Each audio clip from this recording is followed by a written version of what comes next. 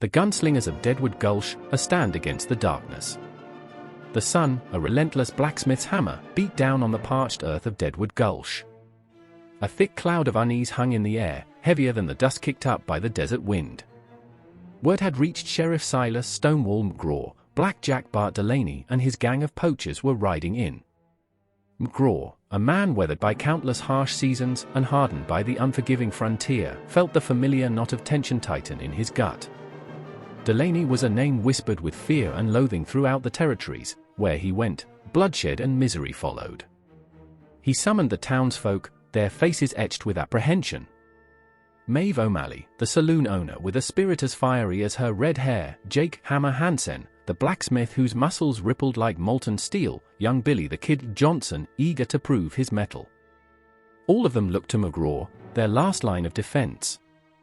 "We won't let these snakes slither into our home," McRa declared, his voice a rumble of thunder. "We'll fight for every inch of this town, every drop of sweat we've poured into this land." His words ignited a spark of defiance in their eyes.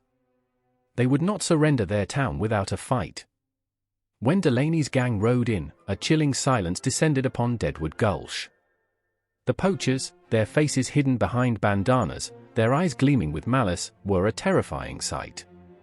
The silence was shattered by the sharp crack of gunfire.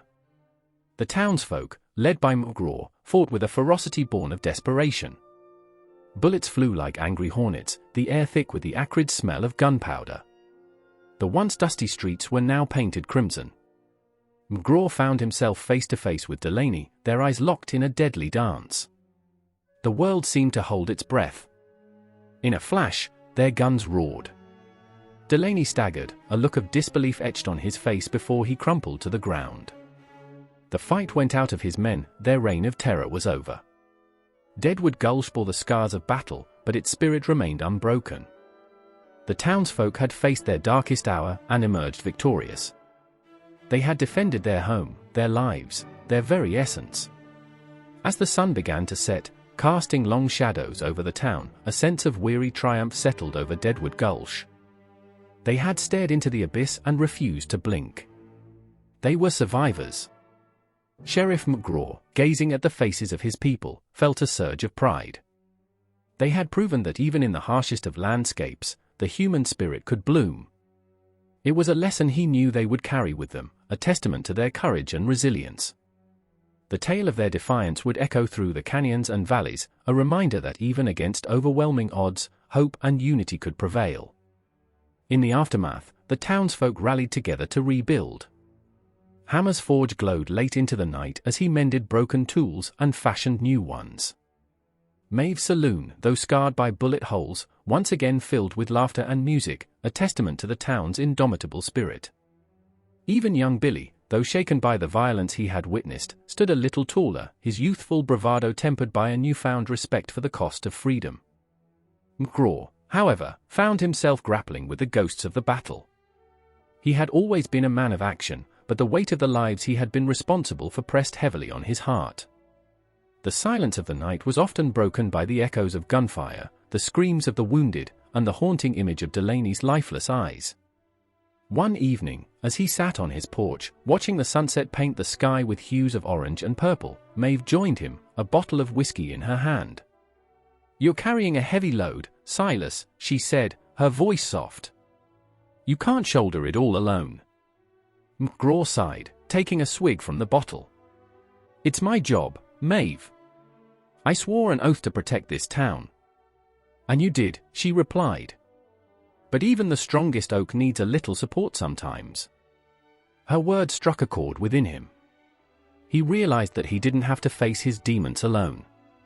He had a community, a family, who would stand by him, just as he had stood by them. In the weeks that followed, McRa slowly began to heal.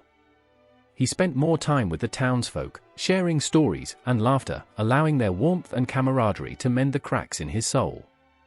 He even took Billy under his wing, teaching him the finer points of marksmanship and the importance of using his skills responsibly. One day, as McRa and Billy were practicing their shooting, a rider appeared on the horizon. The townsfolk tensed, their memories of Delaney's attack still fresh.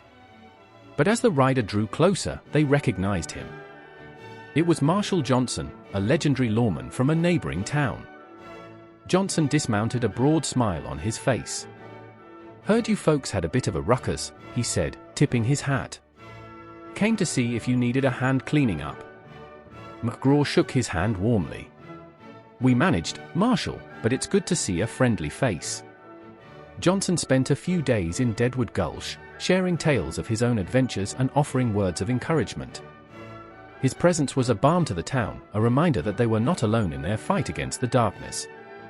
When it was time for Johnson to leave, the townsfolk gathered to see him off. As he rode away, McRa felt a sense of peace settles over him. The scars of the battle would always remain, but Deadwood Gulch was stronger than ever. They had faced their fears, fought for their freedom, and emerged victorious. And in the heart of the Wild West, their story would be told for generations to come, a testament to the enduring spirit of the American frontier. If you are enjoying adventures in the Old West, hit the subscribe button for future posts.